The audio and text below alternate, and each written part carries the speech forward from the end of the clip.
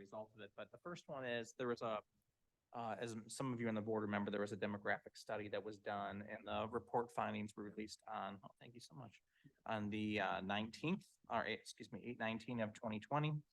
And so there was three levels of projections: a high enrollment, a mid, and a low. So I put on here, for our purposes, this was considered the low projection for enrollment when this came out in 1920. Of course, this is pre-pandemic.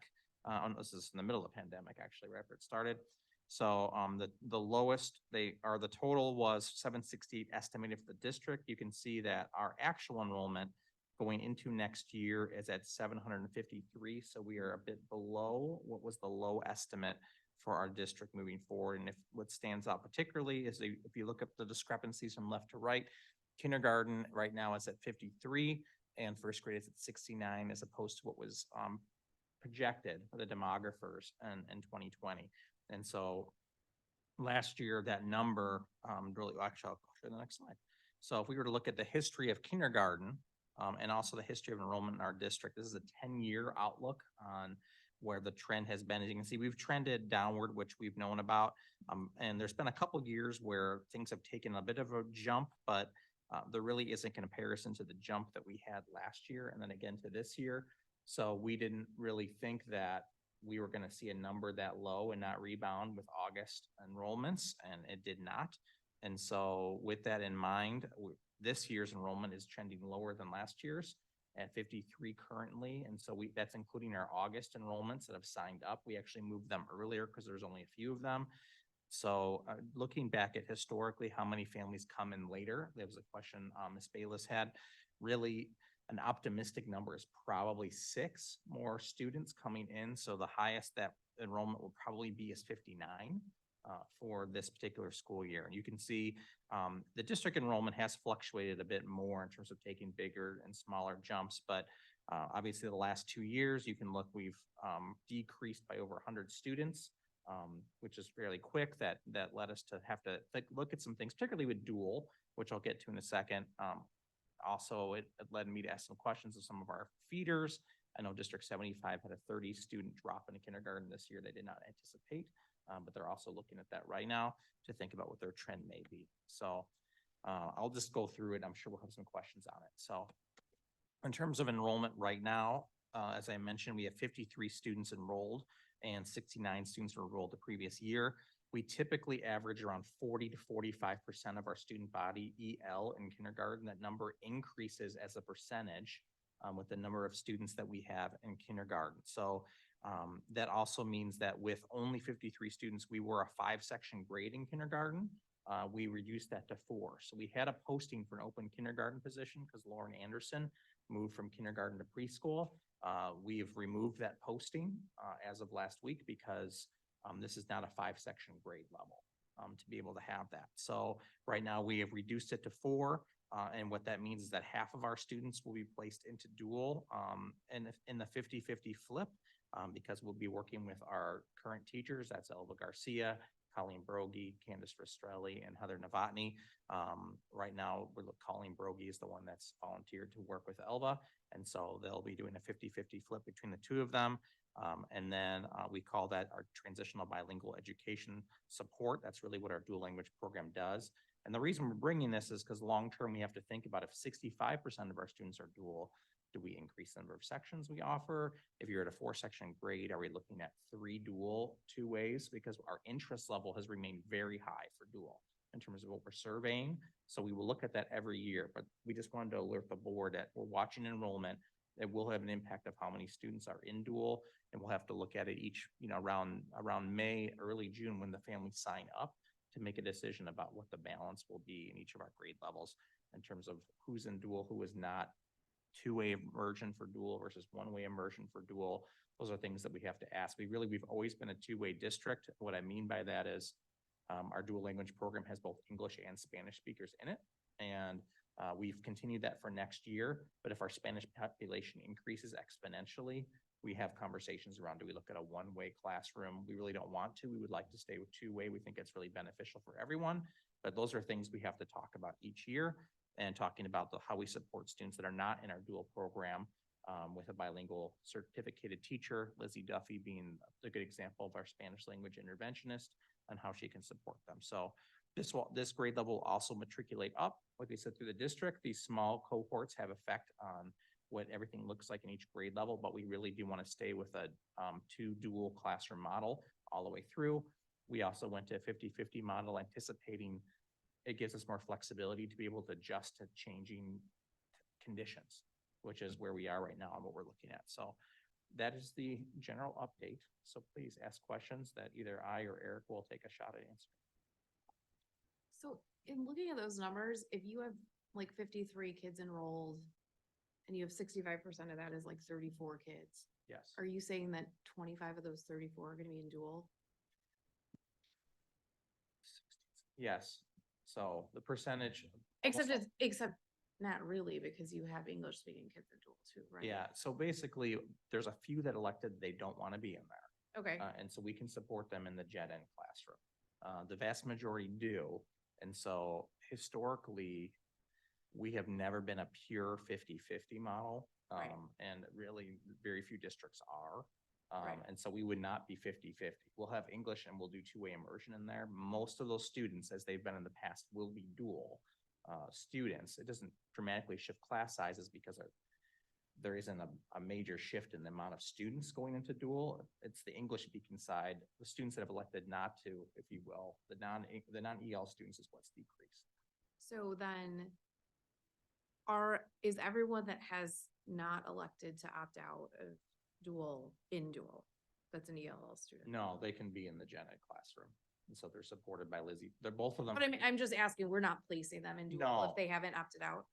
If they haven't So if they opt out, they're not in dual, but if they don't opt out, are they automatically in dual? we typically try to do that to the best that we can. So I think there's been circumstances in the past. I can only speak to this year's process.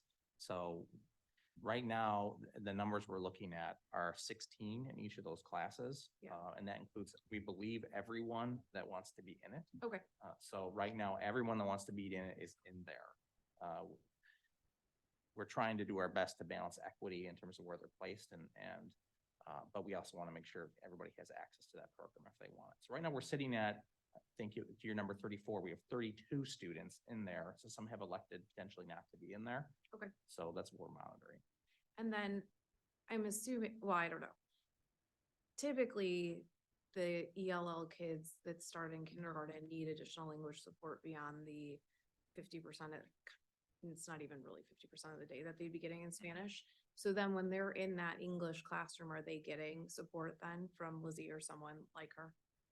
Yeah, it depends. Basically, we'll use our MTSS process. So it depends on how they're scoring, but they will have access. Yes, they have access to Lizzie Duffy for Spanish language intervention.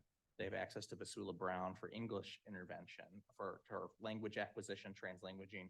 They also have access to Tana Miller, Emily Campbell, Chris Nordland for reading or math intervention. It depends on how they're scoring. Sure. And what their needs are is how we tier their support. But yeah, whether you're in dual or not in dual, you get access to all 5 of those interventionists.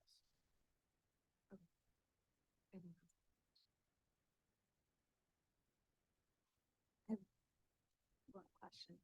You said that you had spoken to or been in conversation with 75 as far as their numbers dropping.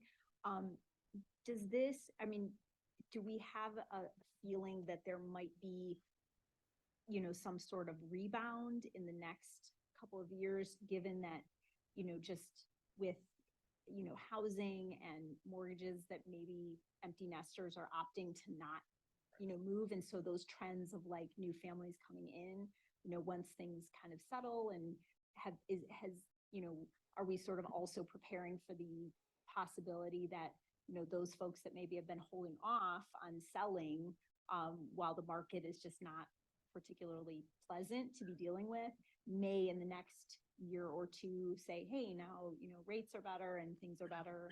Are we sort of also thinking of the potential of that? I mean, I'm kind of just curious and sort of speculating on that, because obviously our numbers have been trending lower, but this might be, on top of that, like if we're even generally lower than what the low estimate had been or projection had been. I mean, I don't know if 75 is seeing also that as a potential factor and, You know, I don't know totally what their numbers are, unfortunately, for across the district. I only asked them about kindergarten, what they're looking at. I know that, and Eric can speak to this as well. We also have our new development is estimated at 64 additional families. So, you know, we have room even within a 4-section grade. We have plenty of room within a 4-section grade to absorb increased students right now at the K and 1 level. So we are positioned for it. I really do believe, and we can adjust should those numbers go up, to be able to, it's easier to bring in additional, especially for Gen Ed. It's the bilingual piece. We're trying to plan always to have 2 sections the best that we can ready. And the conversation is, do we think about 3? You know, if we trend with higher EL student population, do we talk that conversation? If you want to speak to that at all. Well, I was gonna say, yeah, and the crystal ball is a little bit hard. I would be speculating, we're kind of on bottom of where it'd be coming out of COVID, interest rates where they are. You're right, a lot of families are not really living right now. Familton, those new development, we just got updated numbers today. Townhomes that they're putting in. So we could see some of that enrollment. We're still speculating at what grade level this is. But our demographic study was done with District 75 and 1. So I was going to approach that. Very interesting. Set mindset. Do we, not to jump back in, but do we have any idea of why the enrollment's low? Like, I guess what I'm asking is, are there kids out there that aren't coming into our district for kindergarten? Or is it just that the kids aren't there? Yeah, I mean, when we originally were going through the pandemic, that was the real, the thought was people were pulling them out and going to private schools. Yeah. I haven't heard anything like that, that, you know, that students might hesitate on coming still. I only think of one family, and they actually sent their kid this summer to try out summer school. You know, one thing I was thinking about too is would we see an increase then in 1st grade enrollment? Well, that's what I'm wondering if, We haven't seen it yet. okay, So unless if they come in August, that would be fascinating. But as of right now, we haven't. No, I'm saying it would be a good, it would tell us. so I agree. I mean, sometimes I think that either people start their kid in a private school, you know, choose to make that decision. Or sometimes, depending on the family, they might have their child in like a full day daycare that has kindergarten because they want that additional care or something like that. So I just didn't know if we had any insight or if it was just kind of like, this is unexpected and we're gonna try to, you know, roll with it.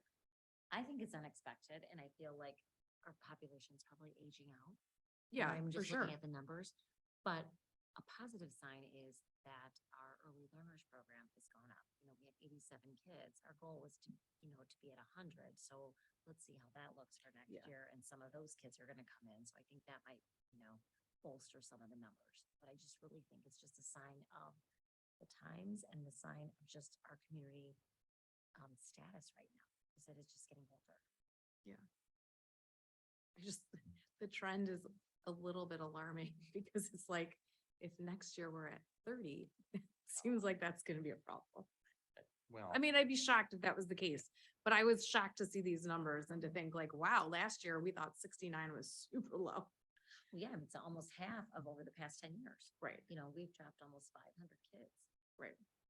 Total enrollment. And one of the things we talked about today is possibly adding a question onto the parent registration, or the, excuse me, the student registration, for the parents to respond, are there any other siblings at home? You know, just to kind of, that information is on there. oh, well, That was, we just talked, Yeah. yeah, because when you register, one of the questions has you put family members. Yeah. And so it lists siblings and their ages. And that was actually a question that I had asked, is that if we can get and gather any information based on our current student enrollment, you know, if we know they have a 3-year-old or a 4-year-old sibling that would be coming, you know, down the line in a year or two, could that give us also a little bit of a sort of a baseline of, oh, well, we know we have, you know, 28 4-year-olds that are siblings of, you know, 2nd graders or 1st grade, whatever. And that could at least give us that piece of information, but that it definitely is, it's there. that's good to know. We'll look into that, you know, once we collect that and we can maybe see if we make some projections. going forward.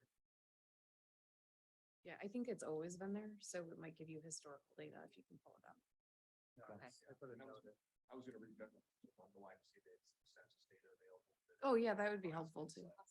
We combine those two, determine whether we want to. Move forward.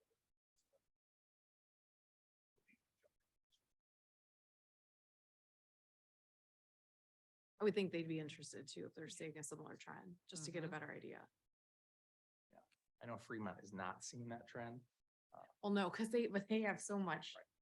They're building so much Fremont. Mhm. Yes, they offered us children when I talked to them, which absolutely, of course, that's not how it works. Right. You know, But, so yeah, the focus was really on dual a little bit in this conversation. However, obviously it's bigger than that, just to say there are programmatic things we have to think about short and long term. And so we're committed to the dual program and trying to make sure as many students that want to be in it, we try to do that. I don't know if we've ever lotteried. We have. Okay, so there you go. So we have in the past, we're trying to avoid that. With 4 teachers there in a 53 student class, we should be able to accommodate students that are there. In the past, they lotteried because it was only one class. So they never had 2 sections. You're welcome. Right, and that, I know. that concludes our presentations for this evening. So thank you, Dr. Cunningham. Yeah, thank you. Okay, we will move on to our business agenda for the evening. The first item up on the business agenda is the omnibus vote agenda. Items under the omnibus vote agenda are considered routine and or non-controversial and will be approved by one motion.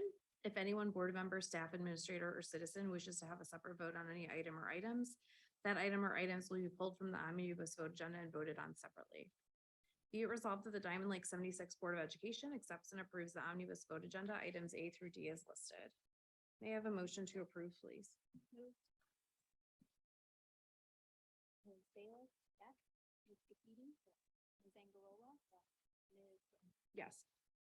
That motion is approved. The next item up for action is personnel. Be it resolved that the Diamond Lake 76 Board of Education accepts and approves the personnel items as depicted on the agenda. We have 3 new hires and 2 resignations. May I have a motion to approve, please? Second. Ms. Bayless, yes. Ms. Hale, Yes. Ms. Angarola, yes. Ms. Kapides, yes. Okay, that motion is also approved. The next item up for action is an administrative resolution to designate interest earnings for the fiscal year 2022-2023. Be it resolved that the Diamond Lake 76 Board of Education accepts and approves the designation of interest earnings for the fiscal year 2022-2023 as recommended. May I have a motion to approve, please? Second.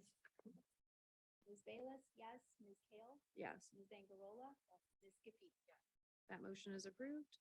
The next item for action is approving the Diamond Lake School and West Oak Middle School door and hardware replacement. Be it resolved that the Diamond Lake 76 Board of Education accepts and approves the Diamond Lake School and West Oak Middle School door and hardware replacement as recommended. May I have a motion to approve, please? So moved.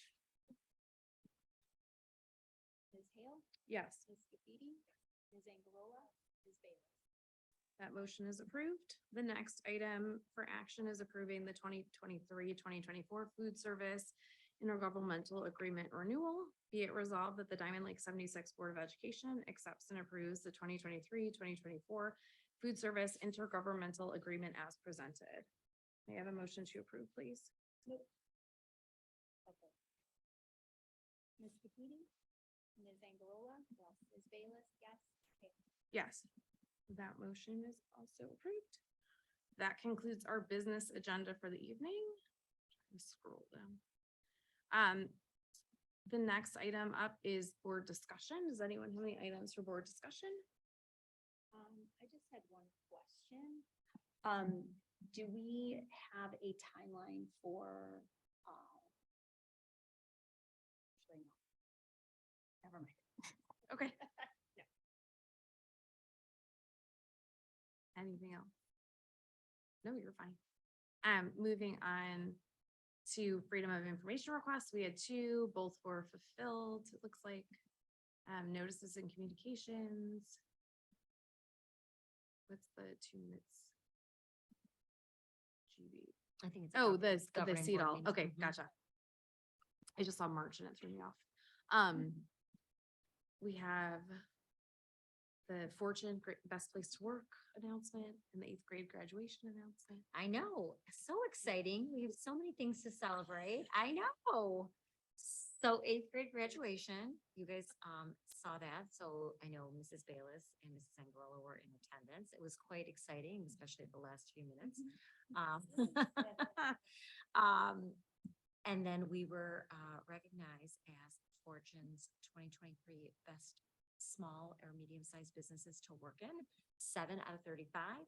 So That's if great. you, I know, so exciting. So if you look on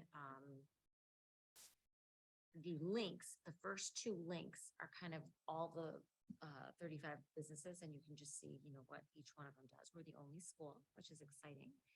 And then just some of the characteristics of exceptional workplaces. So they're all in there, and you know, kind of go through that, and then just maybe do some leadership activities and reflect on it with staff of just the characteristics that we hope will continue and strengthen as time goes on.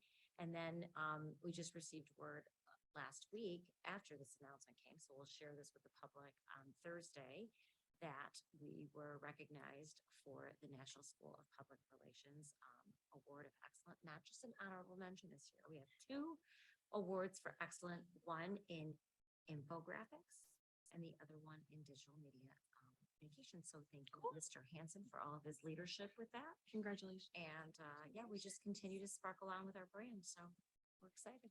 Fantastic. Great to see good things. Yeah, exactly. Okay, And that is all I have. fantastic. Then we will move on to public comments and petition on non-agenda items. Do we have any public comments or petitions on non-agenda items this evening? Nope.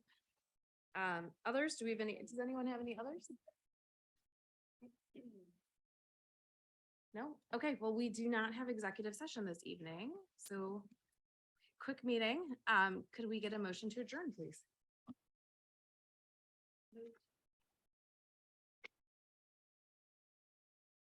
Ms. Bayless, yes. Ms. Angelola? Yes. Ms. Hale? Yes. Ms. Cookie? Okay. Thank you, everybody. Thank you guys for pulling that data too. I know we asked you.